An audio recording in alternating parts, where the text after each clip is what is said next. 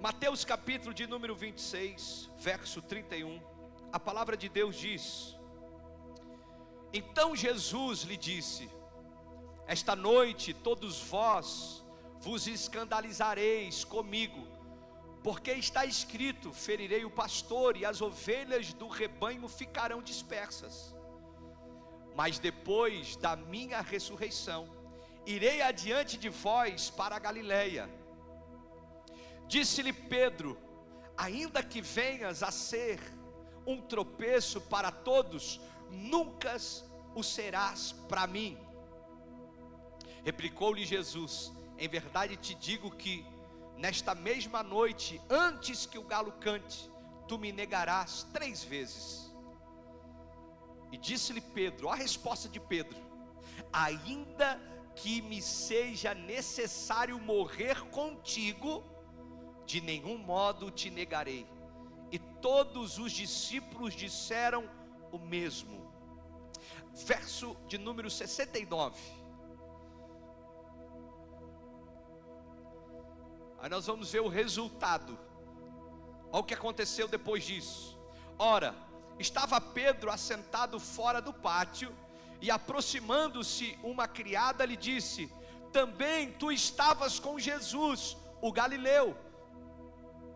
Ele, porém, o negou diante de todos, dizendo: não sei o que dizeis. O que dizes, aliás. E saindo para o alpendre, foi ele visto por outra criada, a qual disse aos que ali estavam: ele também estava com Jesus, o Nazareno. E ele negou outra vez, com juramento: não conheço tal homem. Logo depois, aproximando-se os que ali estavam, disseram a Pedro: verdadeiramente és também um deles, porque o teu modo de falar o denuncia. Então começou ele a praguejar e a jurar: não conheço esse homem. E imediatamente cantou o galo. Então Pedro se lembrou da palavra que Jesus lhe dissera: antes que o galo cante, tu me negarás 3 vezes. E saindo dali, chorou amargamente. Amém. Feche os seus olhos.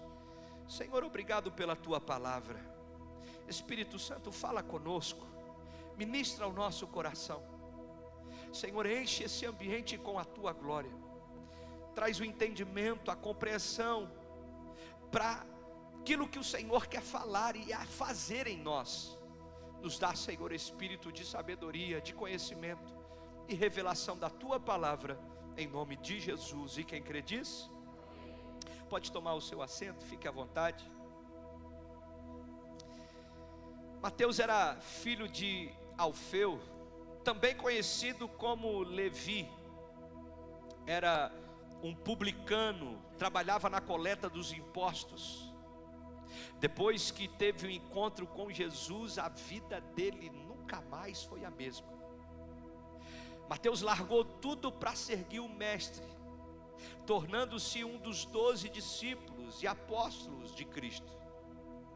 O livro de Mateus, ou o Evangelho de Jesus segundo Mateus, foi escrito mais ou menos na segunda metade do 1º século. A mensagem principal deste livro é que Jesus veio estabelecer o seu reino na terra. Jesus veio estabelecer o reino dos céus.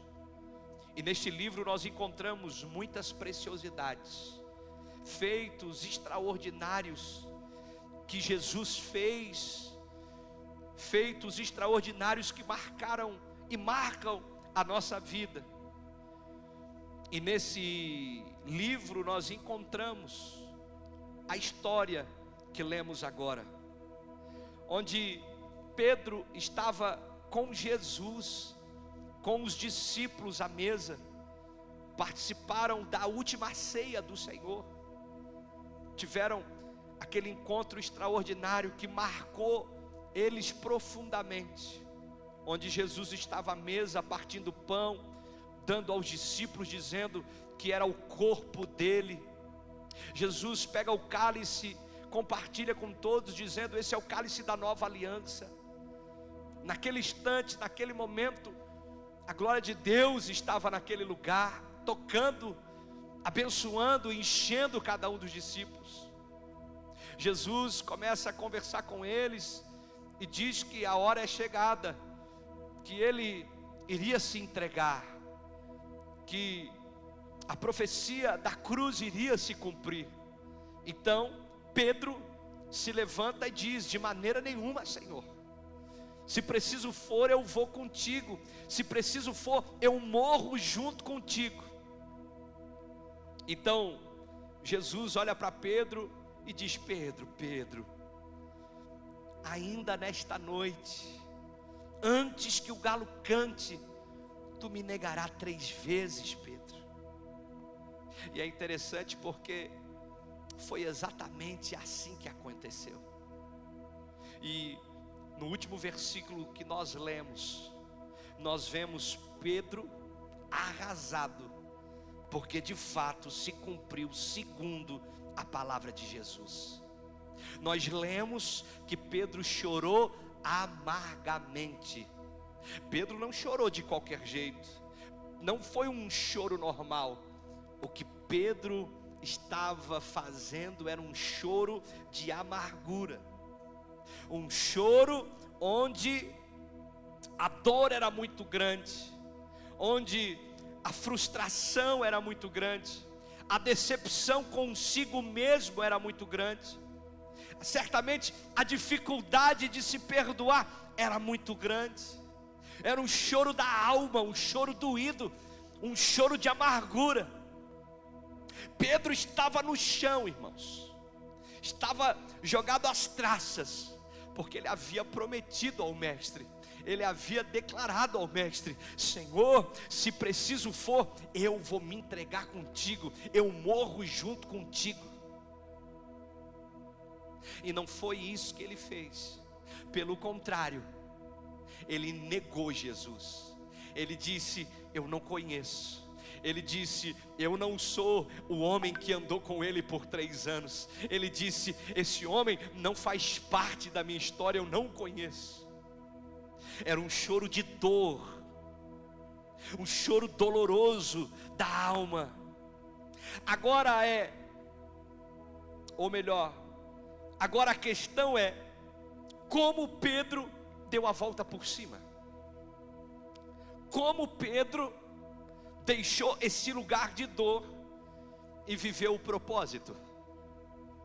Porque viver na dor não é a vontade de Deus para a minha vida, não é a vontade de Deus para a sua vida, não é o propósito de Deus para nós. Viver na dor é uma escolha que nós mesmos decidimos fazer, porque a vontade de Deus não é essa. Pedro passou pela dor, mas não permaneceu nela. Agora a questão é: como? De que forma? Diante de tantas dificuldades que a gente enfrenta ao longo da nossa história, diante de tantas derrotas, diante de tantos fracassos, de tanta dor que a gente carrega, como dar a volta por cima? Primeiro, anote isso: chorando a dor, mas não ficando preso nela. Diga bem forte: eu posso chorar, mas não devo permanecer chorando. Irmão, chorar faz parte, sentir a dor faz parte, permanecer nela é uma escolha nossa, é a gente que decide. Pedro poderia ter ficado neste lugar de dor e vivido uma vida depressiva, só que ele decidiu chorar amargamente, mas decidiu sair desse lugar, virar a página.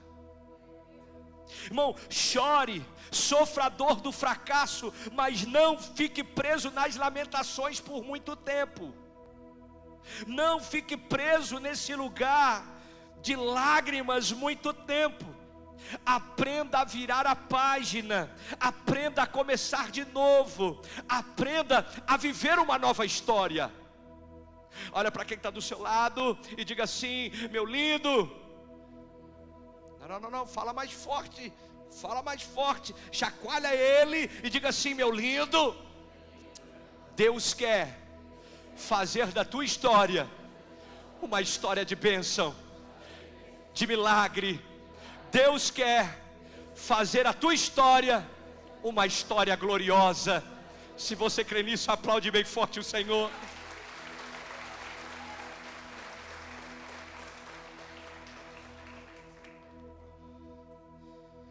Irmão, se preciso for, chore mesmo, sofra a dor mesmo. Tem consequências os erros, sofra eles, mas não fique preso por muito tempo. Não fique preso nesse lugar de lamentação por muito tempo. Aprenda a virar página, aprenda a começar de novo. Por quê, pastor? Porque quem não vira a página vai ter que conviver com a dor do fracasso. Se eu não aprender a virar a página, eu vou ter que conviver com a dor do fracasso. Pedro fracassou, irmão. Ele errou, ele disse: Senhor, eu vou estar contigo. Pedro fracassou, mas ele aprendeu a virar a página. Por isso ele não ficou preso na dor do fracasso. Por isso ele viveu algo extraordinário. Por isso ele viveu algo glorioso. Por isso ele alcançou o propósito. Quem decide virar a página vive o extraordinário. Quem decide virar a página alcança o propósito. Quem decide virar a página vive milagres. Diga bem forte: eu preciso virar a página. Irmão, nós precisamos aprender a virar a página. Pedro negou, Pedro, traiu Jesus, como Judas ele traiu, negou. Só que ele chorou muito, chorou amargamente, mas superou e virou a página. O que eu preciso? Aprender a deixar a dor do passado. Tem gente que vive carregando a dor do passado. Pastor, em 1982, irmão, 82, nem eu era nascido. Metade dessa igreja não era nascida, mais da metade, porque tem um ou outro, não vou apontar para não constranger ninguém. Você está rindo, né? Mas tem marcas de evidências na área. Aleluia. Irmão, aprenda a deixar. Aprenda a deixar. Porque se você não souber deixar, você não vai alcançar o propósito de Deus na sua vida. Se você não aprender a superar, se você não aprender a virar página, você não vai viver o plano de Deus. Você não vai viver o propósito original que Deus tem com você.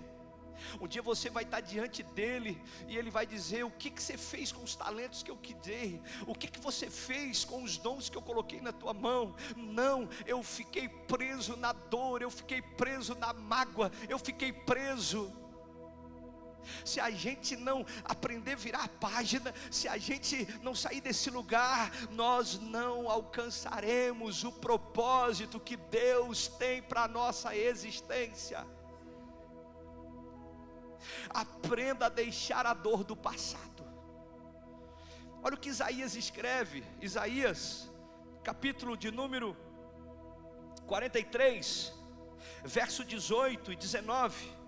Olha o que ele diz: não vos lembreis das coisas passadas, nem considerais as antigas. Eis que faço uma coisa nova.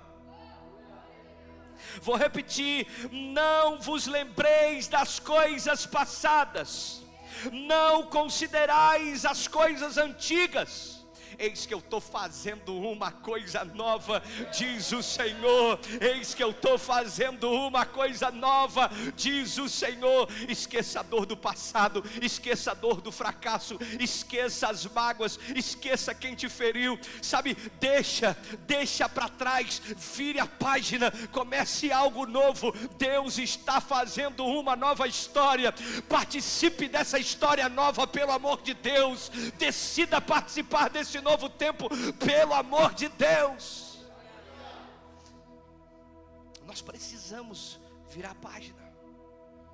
Nós precisamos aprender a virar a página, porque se a gente não aprender, nós vamos ficar vivendo uma vida inteira na dor do fracasso, na dor da decepção, na dor da traição. A gente vai ficar a vida inteira nesse lugar. E Deus não fez ninguém para sofrer, pelo contrário, Deus nos fez para cumprir um propósito. O apóstolo Paulo, ele nos diz em Filipenses capítulo 3, verso 13: uma coisa eu faço, esquecendo-me das coisas que para trás ficam, prossigo para aquelas que estão adiante de mim. Em outras palavras, o apóstolo Paulo está dizendo: ei, o que me feriu lá atrás, eu deixei lá atrás. O que foi bom lá atrás, eu celebrei, mas também deixei lá atrás. Por quê? Porque eu tenho algo novo para viver ali na frente. Qual é o nosso problema? Que as coisas do passado têm mais força em nossas vidas do que o presente e o futuro que nos aguarda. A gente olha um álbum de foto e diz: meu Deus, esse tempo era bom. Meu Deus, esse tempo era maravilhoso. Não sei, irmão, a gente olha esse tempo e fala: que tempo extraordinário. Eu olho a foto e falo: Jesus, graças a Deus que o tempo passou. Fake só vendo, irmão. Você está rindo, mas acontece contigo também, eu tenho certeza. A gente olha o álbum de foto antigo: meu Deus, que tempo extraordinário. Mas pensa, eu era feio que só vendo. Irmão, a expressão revela o tempo. Sabe, a gente olha o álbum de foto e olha assim: poxa, eu era feinho, né? Sim, era feinho. E daqui a 10 anos você vai olhar hoje, com 70, 80 anos, a gente vai olhar e vai dizer: realmente eu era feio. Eu achei que era o tempo passado, mas eu percebi que em todas as estações da minha vida eu era feio. Tem alguém assim? Não levanta a mão, irmão, não levanta. O fato é que a gente não pode ficar preso no passado. Nós não podemos ficar, sabe, estacionado lá atrás. Nem naquilo que foi bom, nem naquilo que nos fez sofrer dores. Nós temos que deixar o passado. Outro dia me falaram: pastor, vamos fazer um negócio de âncora. Eu falei: âncora o quê, rapaz? Âncora me segura, eu não nasci para estar preso, eu nasci para voar nas asas do meu Senhor. Âncora amarra, âncora segura. Para que serve a âncora? Para segurar a gente. Eu nasci para estar preso, eu nasci para voar, para viver milagres, para fazer o que o Senhor me chamou para fazer. Jesus disse: ide, portanto. Se eu tiver uma âncora, eu não vou conseguir. Diga bem forte: eu preciso deixar o passado. Sabe como que Pedro venceu? Sabe como Pedro deu a volta por cima? Primeiro, chorando a dor, mas não ficando preso nela. Segundo, não sendo um vitimista. Olha o silêncio da morte. A gente precisa aprender. A gente precisa reconhecer. A gente precisa aceitar que somos falhos e erramos. Nós não podemos ser vitimista. Irmão, encare o fracasso, encare a decepção, encare os erros. Foi você que errou.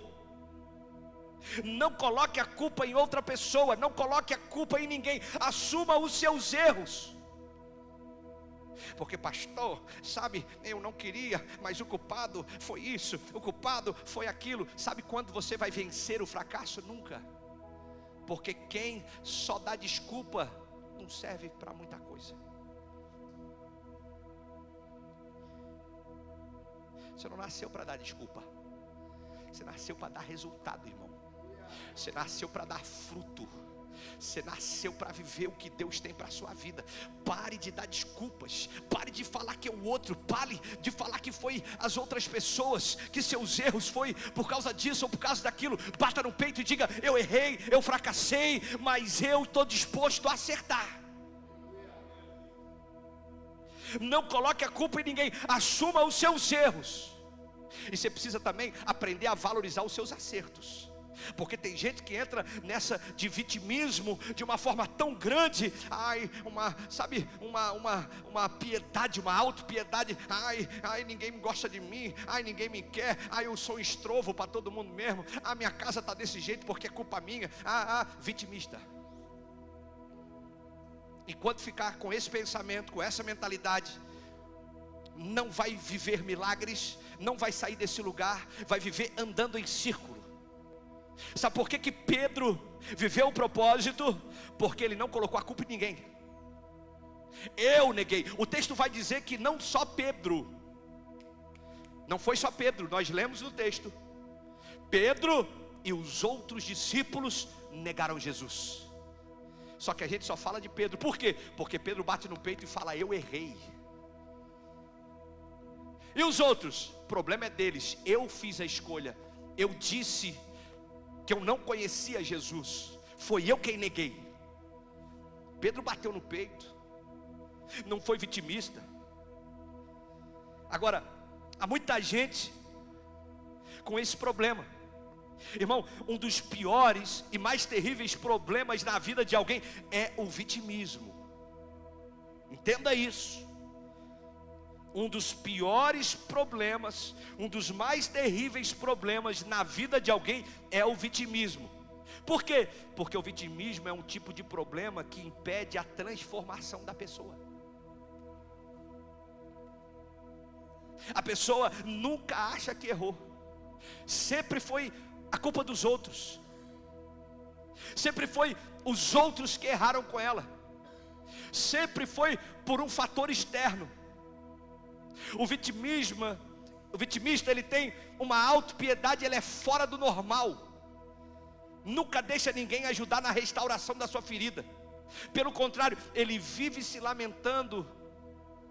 Ele vive lambendo a ferida para que ninguém cure, para que não haja restauração. O vitimista ele tem desculpa para tudo, irmão. Ele sempre tem desculpa. E ele trabalha de uma forma que quando alguém ouve ele, a pessoa fica com pena. Tadinho, deixa eu ajudar. Isso, ajuda. Lembre a ferida também, para ele ficar sempre nessa posição.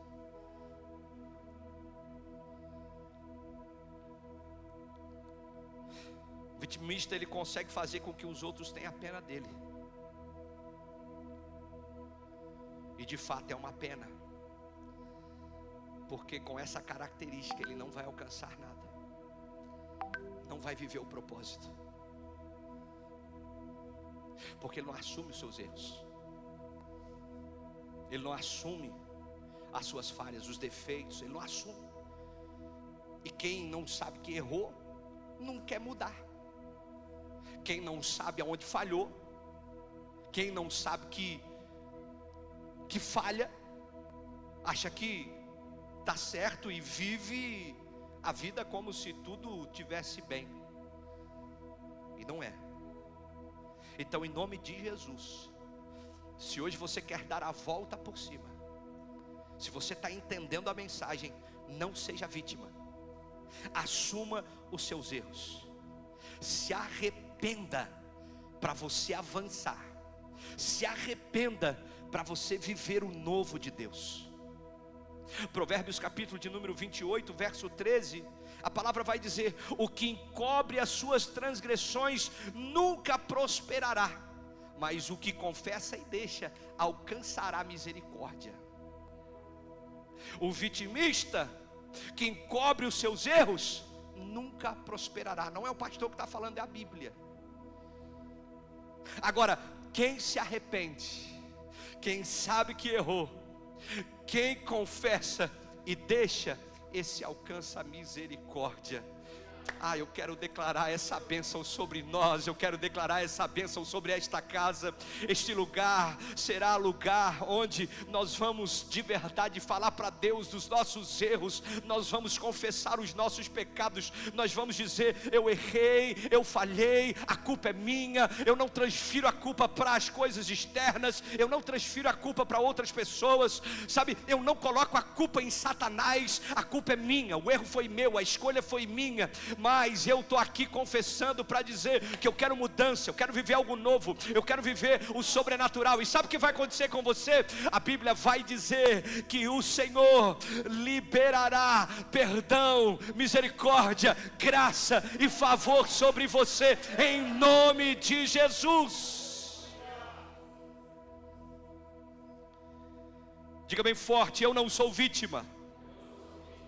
Quando eu errar, assumirei os meus erros, confessarei, pedirei perdão e receberei misericórdia para a glória de Deus. Irmão, como dar a volta por cima? Primeiro, chorando a dor, mas não ficando preso nela. Segundo, não sendo um vitimista. Terceiro, escolhendo se levantar. Diga bem forte: eu preciso me levantar. Irmão, as falhas, os erros, as decepções, frustrações, os fracassos ao longo de toda a nossa vida, eles são praticamente inevitáveis. Não tem como a gente viver 70, 80, 90, 100 anos sem errar com ninguém e sem ninguém errar com a gente. Não tem como. Fracasso, dor, luta, decepção, frustração são praticamente inevitáveis. Em algum momento nós vamos errar, em algum momento alguém vai errar, vai falhar com a gente. Agora a questão não é a dor, mas é o que fizemos com ela. A questão não é sentir a dor da traição, sentir a dor do fracasso, sentir a dor que a gente causou ou a dor que causaram em nós. A questão não é essa. A questão é o que eu vou fazer com isso. Porque sentir nós vamos. Querendo ou não, é inevitável. Em algum momento sentiremos a dor. Agora a questão não é sentir, é o que eu faço com isso. Pedro sentiu a dor. Pedro chorou amargamente com essa dor. Só que Pedro decidiu se levantar. Pedro decidiu recomeçar sua vida. Irmão, muitas pessoas dizem que Pedro voltou para o mar porque não tinha o que fazer, e ele voltou a fazer aquilo que ele sempre fez. Pedro, depois que negou Jesus, depois que Jesus foi para a cruz, ele voltou a pescar. Era a sua profissão de origem. E muitos dizem que Pedro não tinha o que fazer, o seu mestre morreu, ele não tinha mais esperança, e ele voltou para o mar para fazer o que ele sempre fez. Só que na verdade, Pedro voltou para o mar para recomeçar. Pedro voltou para o mar para dizer: Senhor, eu me arrependo e eu quero recomeçar de novo, do início, uma nova história, de novo, do início, um novo tempo, de novo, eu preciso desse recomeço. Pedro foi recomeçar, ele voltou a pescar, irmão. Ou seja, ele decidiu enfrentar sua dor. Porque tem gente que é assim, vive um problema e quer viver distante daquilo que lembra o problema. Isso não é encarar dor, isso é colocar embaixo do tapete. Sabe quando a gente é curado dessa forma? Nunca. Pastor, Pedro voltou a pescar porque era o que ele sabia fazer. Não, ele voltou a pescar porque ele queria enfrentar a dor dele. Ele sabe que foi lá na praia que ele teve o encontro com Jesus. Ele sabe que foi quando ele lançou a rede que ele viveu um grande milagre. Pedro, ele decidiu enfrentar a sua dor, ele voltou a pescar. Agora tem gente que tem medo da dor. Tem gente que esconde a dor. Outros fingem que a dor não existe, mas na verdade a dor tem sido a sua companhia de dia e de noite.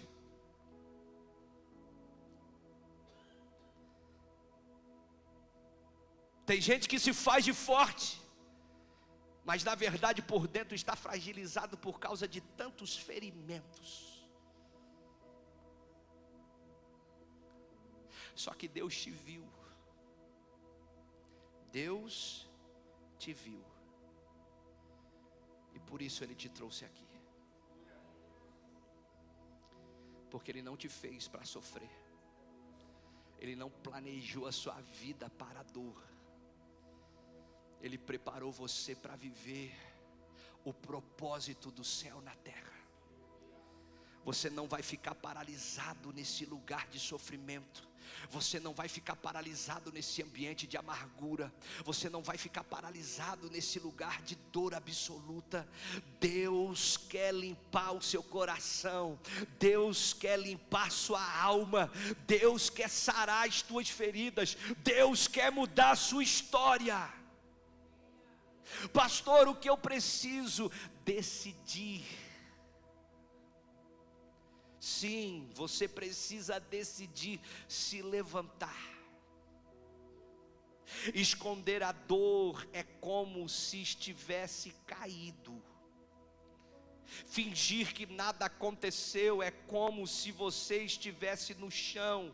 Você até está vivo, mas não anda na velocidade que Deus planejou você para andar. Quando você começa a andar mais rápido, dói e você fica paralisado. Pastor, me explica melhor. Isso acontece num relacionamento. Quando você começa a se relacionar, começa a gostar, começa a acreditar de novo, acontece uma situação, a dor vem, você lembra do passado e acaba retrocedendo. Isso acontece num negócio, na abertura de uma empresa. Você lembra da dor do passado e retrocede, e Deus está dizendo: eu quero transformar essa dor num testemunho. Tira o tapete, arranca esse tapete, joga fora, expõe a sua dor, pede ajuda, porque eu quero fazer da dor um testemunho que glorifique o meu nome, diz o Senhor. Não fique preso nessa decepção, irmão. Não fique preso na dor, não fique preso no fracasso. O cair é inevitável, mas ficar no chão é tolice. Irmão, cair, todo mundo cai um dia. Não tem como, é inevitável. Agora, ficar no chão é tolice. Decida se levantar. Decida se levantar. Isaías capítulo de número 60, verso 1 e verso 2. Olha o que o texto diz para mim e para você: levanta-te e resplandece, porque vem a luz, e a glória do Senhor vai nascendo sobre ti. Porque eis que as trevas cobriram a terra, e a escuridão os povos, mas sobre ti o Senhor virá surgindo, e a sua glória se verá sobre ti. A palavra está dizendo: levanta-te. Se levanta e resplandece, diz o Senhor. Levanta e brilha a luz que não é sua, é dele, mas ela em você brilha de uma forma poderosa e extraordinária. Pastor, a luz não está brilhando em mim, é porque você está no chão. Ele está dizendo: levanta-se, levanta-se. Ele está dizendo: saia dessa depressão e levanta-se. Saia dessa amargura e levanta-se. Saia dessa prisão e levanta-te. Resplandeça a luz. Você nasceu para resplandecer a luz. Deus não te fez para o chão, Deus te fez para os ares. Quem anda no chão é a serpente que foi amaldiçoada. Você nasceu para brilhar a luz de Cristo. Você nasceu para ser luz do mundo e sal da terra. A sua dor não é para te paralisar, a sua dor é para transformar ela num testemunho que glorifique Jesus. Sabe por que você viveu o que viveu? Sabe por que você enfrentou o que enfrentou? Sabe por que você sofreu o que sofreu? Para que você viesse ser curado por Ele, transformado por Ele, e fazer da dor um testemunho que glorifique Ele. Sim, se é para Jesus é mais forte.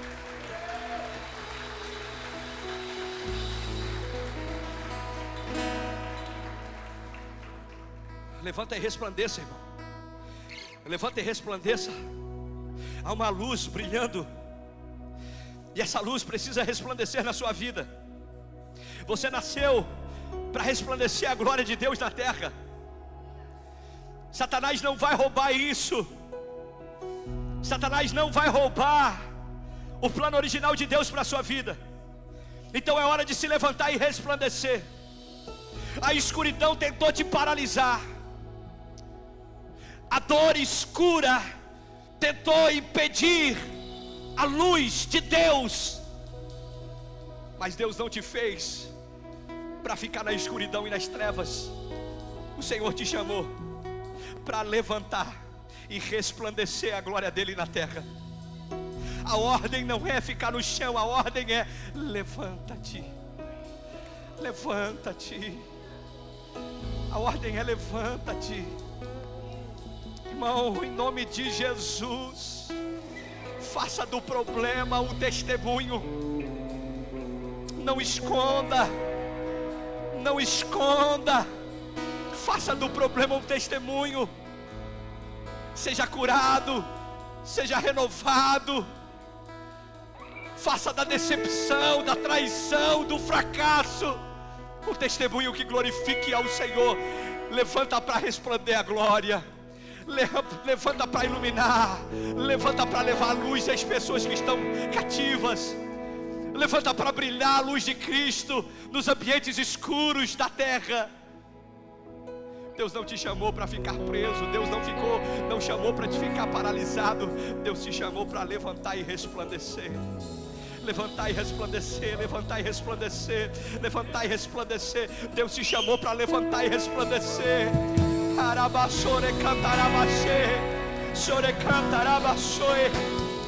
Levanta e resplandece, diz o Senhor. Escute. Eu já quero terminar. Pode ficar de pé. Sabe como Pedro deu a volta por cima? Quarto lugar, ele encontrou uma motivação. Sabe por que a gente fica paralisado? Porque a gente não encontrou propósito. Sabe por que a gente fica nesse lugar, não se move para lado nenhum? Porque a gente não sabe o que vai fazer, não tem uma motivação. Buscamos em coisas aquilo que Ele já nos deu. Por isso a gente não é saciado. Por isso a gente conquista, mas não é saciado. Por quê? Porque nós fomos criados por algo maior. Nós fomos criados para um propósito maior. O Senhor nos chamou para resplandecer. O Senhor nos chamou para ser luz do mundo e sal da terra. Nós vamos iluminar, nós vamos dar sabor, nós vamos levar luz às trevas, e nós vamos colocar sabor nesse mundo sem graça. Pessoas estão procurando em coisas daquilo que só Deus pode dar. E sabe por que elas procuram em coisas? Porque nós não estamos posicionados no nosso propósito. As coisas estão chegando primeiro que nós.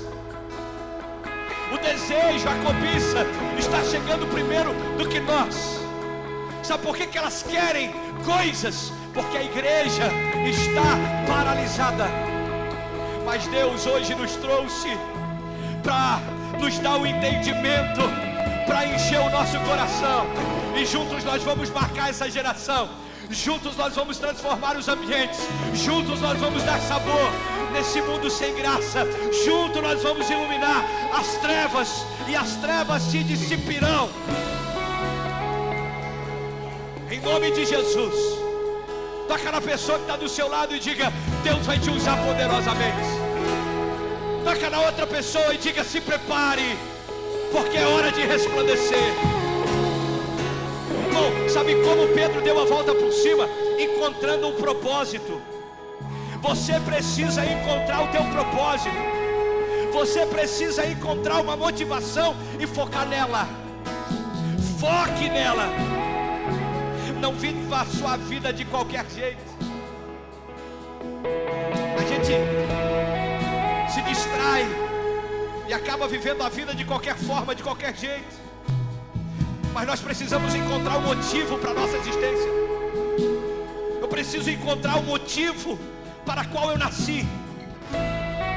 Encontre o motivo. Encontre o motivo.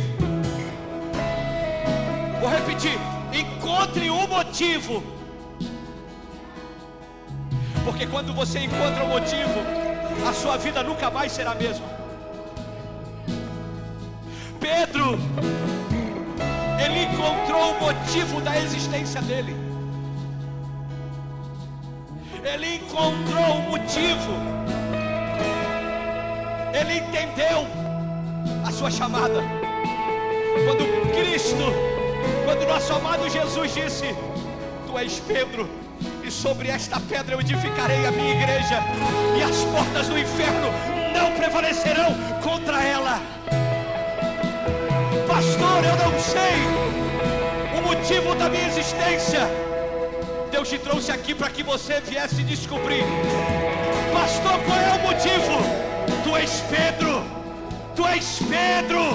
E sobre esta pedra eu edificarei a minha igreja, e as portas do inferno não prevalecerão contra ela. Levanta-te e resplandece. Carabaxô, cantarabachê, chorebaxôe. Sim, você não vai parar. sim. Usa a ordem, é chegar do outro lado e você vai chegar. Você não vai parar. Você não vai parar. Eu sou Jesus de Nazareno, já veio homem pra clamar para você. Você não vai parar. Você não vai parar. Usa a ordem, é chegar do outro lado e você vai chegar. Toca na pessoa que está do seu lado e diga: você não vai parar. Você não vai parar. Você não vai parar. A tua casa não vai parar. O teu casamento não vai parar. A tua empresa não vai parar. Sim, a igreja não para. Não vai parar. Você não vai parar. Você não vai parar. Sim. Pois a ordem é chegar do outro lado e você vai chegar. Você não vai parar. Escute. Pastor, como dar a volta por cima? Como, pastor? Quinto lugar: andando com Jesus dentro. Pastor, Pedro andou com Jesus 3 anos e meio. Aonde Jesus estava, ele estava também. Sim, Pedro andou com Jesus pelo lado de fora. Pastor, me explica melhor. Enquanto você vier para a igreja para sentir arrepio, para buscar uma palavra de revelação, enquanto você vier para a igreja para receber profecia, você não vai ter força para sustentar o dia mal. Jesus Ele veio por um período para estar do lado de fora, mas hoje Ele está aqui dentro. Sim, quem tem Ele aqui dentro tem tudo. Quem tem Ele aqui dentro é sustentado no dia mal. Quem tem Ele aqui dentro é suprido das suas necessidades. O mesmo Pedro que negou 3 vezes, negou 3 vezes porque conheceu Jesus do lado de fora, mas depois que tinha Jesus do lado de dentro, o mesmo Pedro que negou 3 vezes morreu por Ele crucificado de cabeça para baixo. Faz diferença. Tem gente que conhece Jesus porque alguém falou dele. Tem gente que conhece Jesus porque a religião fala dele. Tem gente que conhece Jesus por sentir arrepio, mas Ele não veio para nos dar arrepio. Ele não veio para ser conhecido de qualquer forma. Ele veio para que eu e você tivéssemos experiências aqui dentro, aqui dentro, aqui dentro, aqui dentro, é aqui dentro, é de dentro para fora. Orabachore cantarabachê. Irebaço cantarabachê. Pastor, o que fazer depois do fracasso?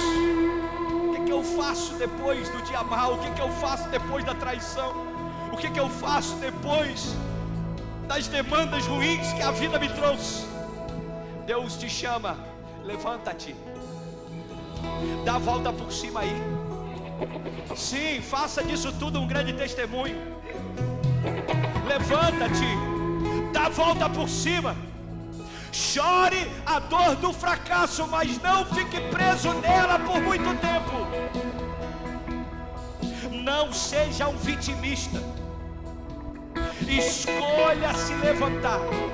Encontre uma motivação, um propósito para a sua vida. Ande com Jesus dentro. Pedro deu a volta por cima, porque não ficou preso na dor, mas assumiu o seu erro, escolheu se levantar, encontrou uma motivação e passou a andar com Jesus do lado de dentro. O que é que mudou, pastor? O grande segredo é ter Jesus